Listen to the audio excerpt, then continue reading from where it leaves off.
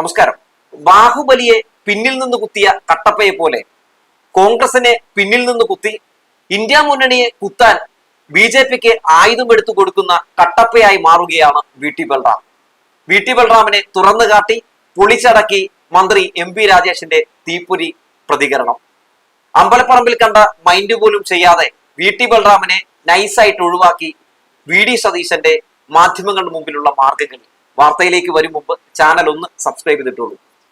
നമുക്കറിയാം, കഴിഞ്ഞ ദിവസമാണ് വി.ടി. ബൽറാം എന്ന് പറയുന്ന തൃത്താലയിലെ മുൻ എം.എൽ.എ ഒരു എക്സ് പ്ലാറ്റ്ഫോമിൽ, KPCCയുടെ എക്സ് പ്ലാറ്റ്ഫോമിൽ ഒരു പോസ്റ്റ് ഇട്ടത്. ബി.ഡിയിലും ബീഹാറിലും ബി ഉണ്ട്, അതുകൊണ്ട് ബി.ഡി ദോഷമല്ല എന്ന് പറഞ്ഞുകൊണ്ടായിരുന്നു ഒരു ജനതയെയും ബീഹാറിനെയും ഒക്കെ അദ്ദേഹം അധിക്ഷേപിച്ചത്. പൊടുന്നനെ ബി.ജെ.പി അത് വലിയ ഒരു ആയുധമാക്കി മാറ്റുന്നു. ദേശീയ തലത്തിൽ വി.ടി. ബൽറാമിന്റെ നേതൃത്വത്തിലുള്ള KPCCയുടെ IT സെല്ല് എക്സ് പ്ലാറ്റ്ഫോമിൽ ഇട്ട പോസ്റ്റ് ഇന്ത്യ മുന്നണിയെ ആക്രമിക്കാനുള്ള വലിയ ആയുധമാക്കി അവർ എടുക്കുന്നു.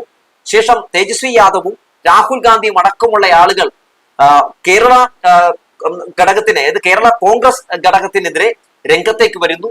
വി.ടി. ബൽറാമിനോടും അതുപോലെ തന്നെ വി.ഡി. സതീശനോടും സണ്ണി ജോസഫിനോടുമൊക്കെ ആ പോസ്റ്റിലുള്ള അതൃപ്തി രേഖപ്പെടുത്തുന്ന സാഹചര്യം ഉണ്ടാകുന്നു. മാപ്പ് പറയണമെന്ന് ആവശ്യപ്പെടുന്നു. ഗത്യന്തരമില്ലാതാകുമ്പോൾ വി.ടി. ബൽറാമിനെ പുറത്താക്കുന്നു. ശേഷം ആ വിഷയവുമായി ബന്ധപ്പെട്ട മാധ്യമപ്രവർത്തകർ ചോദിക്കുമ്പോൾ വി.ഡി. സതീശൻ പറയുന്നു അങ്ങനെ ഒരു പ്ലാറ്റ്ഫോം ഉള്ളതായിട്ടേ അറിയില്ല എന്ന് പറയുന്നു. KPCC പ്രസിഡന്റ് പറയുന്നു അങ്ങനെ ഒരു പ്ലാറ്റ്ഫോമിൽ ഇത്തരം പ്രതികരണങ്ങൾ രേഖപ്പെടുത്തുമ്പോൾ കുറച്ചുകൂടി പക്വത കാണിക്കേണ്ടതായിരുന്നു എന്ന് പറയുന്നു. അപ്പോൾ അങ്ങനെ ഒരു ഡിജിറ്റൽ മീഡിയ പ്ലാറ്റ്ഫോം ഉണ്ടെന്ന് എന്തായാലും KPCC പ്രസിഡന്റ് സമ്മതിക്കുമ്പോൾ വി.ഡി. സതീശൻ അങ്ങനൊന്നുണ്ടോ എന്ന മട്ടിലാണ് പ്രതികരണം രേഖപ്പെടുത്തുന്നത്. അല്ലെങ്കിലും ഈ വി.ഡി. സതീശൻ പൊതുവെ എങ്ങനെയാണല്ലോ, മൊത്തത്തിൽ പെട്ടുവെന്ന് കാണുമ്പോൾ പിന്നെ വി.ടി. ബൽറാമിനെ അറിയില്ല, രാഹുൽ മാങ്കൂട്ടത്തിനെ അറിയില്ല, ആരെയും അറിയില്ല. അങ്ങനെ ഒരു സ്റ്റാൻഡാണ് പലപ്പോഴും ഇദ്ദേഹം സ്വീകരിച്ചിട്ടുള്ളത്. എന്തായാലും എം.പി. രാജേഷ് ഈ വി.ടി. ബൽറാമിനെ തുറന്നു കാട്ടിക്കൊണ്ട് ഒരു പോസ്റ്റ് ഫേസ്ബുക്കിൽ കുറിച്ചിട്ടുണ്ട്. അത് ഞാനൊന്ന് വായിക്കാം. എങ്ങനെയാണ് അദ്ദേഹം പറയുന്നത്: രാജ്യം ഉറ്റുനോക്കുന്ന തിരഞ്ഞെടുപ്പ് ബീഹാറിൽ നടക്കുകയാണ്. എല്ലാ കുൽസിത തന്ത്രങ്ങളും പയറ്റിയിട്ടും ബി.ജെ.പി ആകെ അടിപതറി അങ്കലാപ്പിലാണ്. ഇന്ത്യ സഖ്യം ബീഹാറിനെ ഇളക്കിമറിച്ച പ്രചാരണത്തിലൂടെ ആത്മവിശ്വാസത്തിന്റെ നെറുകയിലും. അപ്പോഴിതാ കേരളത്തിലെ KPCC ഡിജിറ്റൽ മീഡിയ വിഭാഗത്തിന്റെ വക ബി.ജെ.പിക്ക് ഒരു ആയുധം ബീഹാറിലേക്ക് എറിഞ്ഞു കൊടുക്കുന്നു. ആയുധം കിട്ടിയ സന്തോഷം കൊണ്ട് ഞങ്ങൾക്ക് ഇരിക്കാൻ വയ്യേ എന്ന മട്ടിൽ അവർ അത് എടുത്ത് ഉപയോഗിക്കുന്നു. പ്രതിരോധത്തിലായ ഇന്ത്യ സഖ്യത്തിന്റെ നേതാവ് തേജസ്വി യാദവ് തന്നെ കോൺഗ്രസ് മാപ്പ് പറയണമെന്ന് ആവശ്യപ്പെടുന്നു. ഇന്ത്യ സഖ്യത്തെ പിന്നിൽ നിന്ന് കുത്താൻ തക്ക സമയത്ത് ബി.ജെ.പിക്ക് ആയുധം കൊടുത്ത ആ പോസ്റ്റിന്റെ ഉദ്ദേശം എന്തായിരുന്നു? അത് പരിശോധിക്കപ്പെടേണ്ടതാണ്. ഇത് ആദ്യമായൊന്നുമല്ല വി.ടി. ബൽറാം ഇങ്ങനെ അടിക്കാനുള്ള ആയുധം ഒപ്പിച്ചു കൊടുക്കുന്നത്. വി.ടി. ബൽറാം മാത്രമല്ല, കഴിഞ്ഞ കുറച്ച് ദിവസങ്ങൾക്ക് മുമ്പ് വരെ രാഹുൽ മാങ്കൂട്ടത്തിലായിരുന്നു. അതായത് വോട്ട് ചോരി എന്ന് പറയുന്ന വിഷയം ഉന്നയിച്ചുകൊണ്ട് ഇന്ത്യ മുന്നണി നടത്തിയ യാത്ര, ആ യാത്രക്കെതിരെ ഇന്ത്യ മുന്നണിയെ ആക്രമിക്കാൻ വേണ്ടി ബി.ജെ.പിക്ക് ആയുധം ഒരുക്കി കൊടുത്തത് രാഹുൽ മാങ്കൂട്ടത്തിലായിരുന്നു. രാഹുൽ മാങ്കൂട്ടത്തിന്റെ രാജി വൈകിപ്പിച്ച് കേരളത്തിലെ കോൺഗ്രസ് ബി.ജെ.പിക്ക് ഗംഭീരമായുള്ള ഒരു ആയുധം എന്തായാലും ഒരുക്കി കൊടുത്ത കാഴ്ചയൊക്കെ നമ്മൾ കണ്ടതാണ്. അതിന് പിന്നാലെയാണ് ഇങ്ങനൊരു പോസ്റ്റ് കൂടി വരുന്നത്. ശേഷം എം.പി. രാജേഷ് എഴുതുന്നു: അങ്ങനെ ഒരു ആയുധം ബി.ജെ.പിക്ക് കൊടുത്ത ഡിജിറ്റൽ മീഡിയ വിഭാഗം തലവനെ മാറ്റിയത് കൊണ്ട് അതേൽപ്പിച്ച ആഘാതം തീരുമോ? സാമൂഹിക മാധ്യമങ്ങളെ ഒരിക്കലും അന്തസ്സുള്ള രാഷ്ട്രീയ വിമർശനത്തിന് ഉപയോഗിച്ച ചരിത്രമില്ലാത്ത ഒരാളെ ഡിജിറ്റൽ മീഡിയ തലവനായി നിശ്ചയിച്ചതിന് പരിഗണിച്ച യോഗ്യത എന്തായിരുന്നിരിക്കണം? എന്താണ് ഇപ്പോൾ നീക്കം ചെയ്തയാളുടെ സോഷ്യൽ മീഡിയ ഇടപെടലിന്റെ ചരിത്രം? ഇനി അങ്ങോട്ടേക്ക് ചരിത്രം പറയുകയാണ് എം.പി. രാജേഷ്. അരങ്ങേറ്റം കുറിച്ചത് മഹാനായ AKGയെ നീചമായി മരണാനന്തര വ്യക്തിഹത്യ നടത്തിയായിരുന്നുവല്ലോ. പിന്നീട് ആരില്ല. മലയാളികളുടെ പ്രിയ എഴുത്തുകാരി KR മീരയെ വിളിച്ചത് എന്തായിരുന്നുവെന്ന് മറക്കാമോ? ബെന്യാമിനെ, സ്വന്തം പാർട്ടി പ്രസിഡന്റായിരുന്ന മുല്ലപ്പള്ളിയെയും VM സുധീറിനെയും സാമൂഹിക മാധ്യമങ്ങളിൽ കൈകാര്യം ചെയ്തത് എത്ര ഹീനമായിരുന്നു. അത് നമ്മൾ ആലോചിക്കേണ്ട ഒരു കാര്യമാണ്. വി.ടി. ബൽറാം എന്ന് പറയുന്ന ഈ കോൺഗ്രസ്സുകാരനെ, കോൺഗ്രസ്സുകാരെന്ന് പോലും വിശേഷിപ്പിക്കാൻ പറ്റില്ല, സ്വന്തം പാർട്ടിയിലെ നേതാക്കളെ വരെ അയാൾ അധിക്ഷേപിക്കുന്നത് കാണുമ്പോൾ പലപ്പോഴും അത്ഭുതം തോന്നിയിട്ടുണ്ട്. കോൺഗ്രസിനെ കോൺഗ്രസ് ആക്കി മാറ്റിയ ആ മുതിർന്ന നേതാക്കൾക്ക് ഒരു റെസ്പെക്ട് പോലും കൊടുക്കാതെ വി.ടി. ബൽറാമിനെ പോലുള്ള ആളുകൾ പരിഹസിച്ച് സൈബർ ആക്രമണങ്ങൾ നടത്തി അഴിഞ്ഞാടുന്ന കാഴ്ച കോൺഗ്രസിലെ നേതാക്കൾ ഇനിയും കണ്ടിട്ടും കാണാത്ത ഭാവം നടിക്കുന്നത് എന്തുകൊണ്ടാണെന്ന് ഇപ്പോഴും ഉത്തരം കിട്ടാത്തൊരു ചോദ്യമാണ്.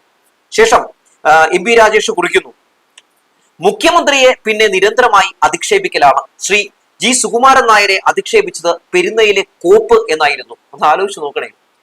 പെരുന്നയിലെ കോപ്പ് എന്നാണ് വിശേഷിച്ചത്. ഒരു രാഷ്ട്രീയ നേതാവാണ് എന്ന കാര്യം കൂടി ഒന്ന് ആലോചിച്ച് നോക്കണം. കഴിഞ്ഞ തിരഞ്ഞെടുപ്പ് കാലത്ത് എനിക്കെതിരായ അധിക്ഷേപം വാളയാർ കുട്ടികളുടെ കൊലയാളികളെ രക്ഷിച്ചവൻ എന്നായിരുന്നു. ഒടുവിൽ CBI അന്വേഷിച്ച് സത്യം കോടതിയിൽ സമർപ്പിച്ചപ്പോഴും അദ്ദേഹം സ്വന്തം അധിക്ഷേപങ്ങളെ ന്യായീകരിക്കാനാണ് ശ്രമിച്ചത്. ആരെയാണ് വെറുതെ വിട്ടത്? വ്യക്തിഹത്യക്കും അധിക്ഷേപങ്ങൾക്കും നേതൃത്വം കൊടുക്കാനുള്ള ഒരു തെറിക്കൂട്ടത്തെ വളർത്തിയെടുത്തു എന്നതായിരുന്നല്ലോ ഡിജിറ്റൽ മീഡിയ തലപ്പത്തിരുത്താനുള്ള യോഗ്യത.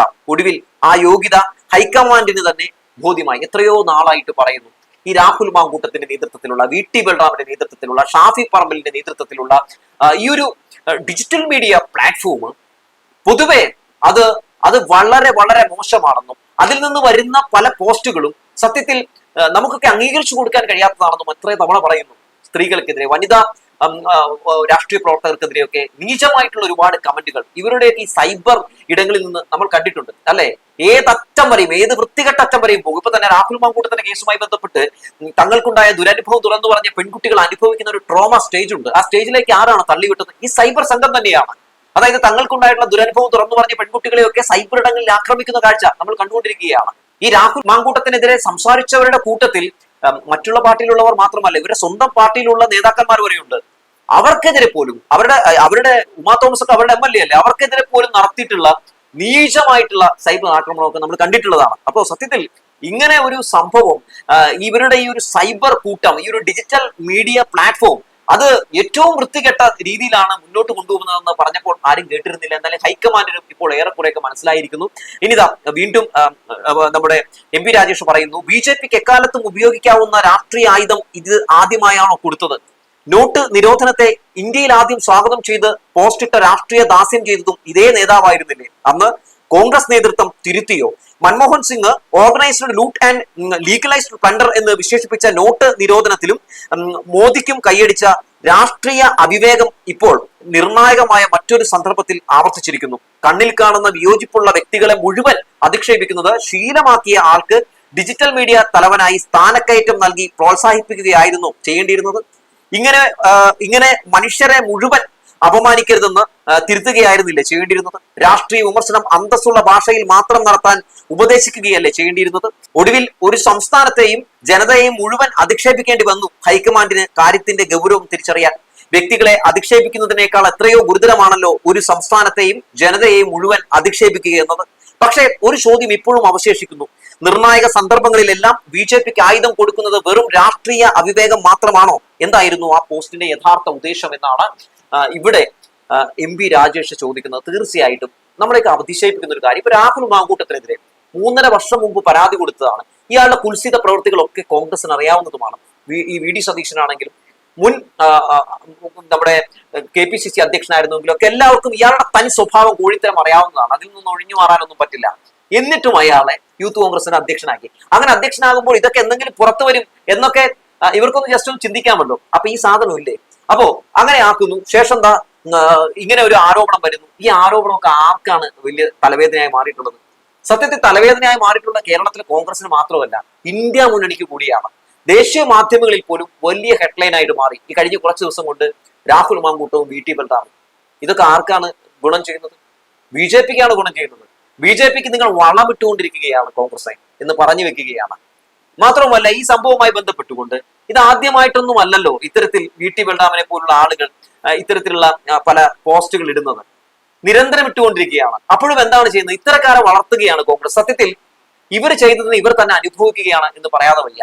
അതായത് ഇവർ തന്നെ ഇത്തരത്തിലുള്ള കുറെ തെമ്മാടി കൂട്ടങ്ങളെ വളർത്തി, ഇത്തരത്തിലുള്ള വാ പോയ കുറെ കോടാലികളെ വളർത്തി അവസാനം എന്താണ് സംഭവിക്കുന്നത്? ഇതിപ്പോ ഇവർക്ക് തന്നെ പാരയായി മാറിയിരിക്കുകയാണ്. വെട്ടിമാറ്റാമെന്ന് വിചാരിച്ചിട്ടുണ്ടെങ്കിൽ, ഒഴിവാക്കാമെന്ന് വിചാരിച്ചിട്ടുണ്ടെങ്കിൽ എങ്ങനെ ഈ മരങ്ങളെല്ലാവരും കൂടി വെട്ടാൻ വരുന്ന ആളുകളെ മൊത്തത്തിൽ ശരിപ്പെടുത്തി കളയും. അതായത് ഇപ്പൊ വന്ന് ഇവർക്കെതിരെ ഈ ഡിജിറ്റൽ മീഡിയ പ്ലാറ്റ്ഫോമിൽ നടക്കുന്ന ഈ സൈബർ വെട്ടിക്കളി VT ബൽറാമിനും രാഹുൽ മാങ്കൂട്ടത്തിനെതിരെയും ഒക്കെ ആരെങ്കിലും സ്വന്തം പാർട്ടിയിലുള്ള ആളുകൾ പോലും പ്രതികരിച്ചിട്ടുണ്ടെങ്കിൽ അവരെ പോലും ആക്രമിക്കുന്ന ലെവലിലേക്ക് ഇത് മാറിയിട്ടുണ്ട്. ഇവരെ തന്നെ മൊത്തത്തിൽ തിന്നുകൊണ്ടിരിക്കുന്ന കാഴ്ചയാണ് കാണുന്നത്. ഏറെ ദൗർഭാഗ്യകരമായിട്ടുള്ള കാര്യം, ഇന്ത്യ മുന്നണിക്ക് ഇത് ദോഷം ചെയ്യുന്നു എന്നുള്ളതാണ് നമ്മളെ ഏറെ സങ്കടപ്പെടുന്നത്. കഴിഞ്ഞ കുറച്ചു വർഷങ്ങളായിട്ട് BJPയുടെ ജനദ്രോഹ നയങ്ങൾക്കെതിരെ, ഫാസിസ്റ്റ് ഭരണത്തിനെതിരെ അതിശക്തമായ പോരാട്ടം നടത്തിക്കൊണ്ടിരിക്കുകയാണ്. ആ പോരാട്ടങ്ങളെ തീർത്തും ഇല്ലാതാക്കാൻ വേണ്ടി ഇത്തരത്തിലുള്ള VT ബൽറാമിന്റെയും രാഹുൽ മാങ്കൂട്ടത്തിന്റെയും ഒക്കെ ഈ ആയുധം നമുക്ക് ഒരു വലിയ തോതിൽ തന്നെ കാരണമായി മാറുന്നത് കാണാൻ സാധിക്കുന്നുണ്ട് എന്നുള്ളതാണ്. എന്തായാലും ഇത്തരക്കാരെ സംരക്ഷിച്ച് കേരളത്തിലെ കോൺഗ്രസ് ഇനി അടുത്ത തെരഞ്ഞെടുപ്പോട് കൂടി തന്നെ ഉണ്ടാകുമോ എന്നറിയില്ല. എന്തായാലും കോൺഗ്രസ് ഇവിടെ ഉണ്ടാകണമെന്ന് ആഗ്രഹിക്കുന്ന ആളുകളാണ് നമ്മളെങ്കിൽ പോലും പക്ഷെ അവർ വാശി പിടിച്ചാൽ എന്ത് ചെയ്യാനാണ്? രാഹുൽ മാങ്കൂട്ടത്തിനെയും VT ബലറാമിനെയും ഒക്കെ ഒഴിവാക്കിക്കൊണ്ട് അല്ലെങ്കിൽ അത്തരക്കാരെയൊക്കെ ഒഴിവാക്കിക്കൊണ്ട് എന്ന് കോൺഗ്രസ് തിരിച്ചു വരും എന്ന് എല്ലാവരും കാത്തിരിക്കുകയാണ്. അങ്ങനെ കോൺഗ്രസിന് ഇനി ഒരു തിരിച്ചുവരവ് ഉണ്ടാകുമോ ഇല്ലയോ എന്ന് തന്നെയാണ് രാഷ്ട്രീയ കേരളവും ചർച്ച ചെയ്യുന്നത്. 2026 നിയമസഭാ തെരഞ്ഞെടുപ്പിൽ എന്തായാലും ഈ UDF അധികാരത്തിൽ വരില്ല എന്ന് നമുക്കറിയാം. പക്ഷേ UDF 2026 കൂടി ഇവിടെ ഉണ്ടാകുമോ ഇല്ലയോ, അല്ലെങ്കിൽ അവർ BJP യുമായി ലയിക്കുമോ എന്നുള്ള ചർച്ചകളൊക്കെ ഇതിനോടകം തന്നെ പല പ്ലാറ്റ്ഫോമുകളിലുമൊക്കെ തുടങ്ങിക്കഴിഞ്ഞു.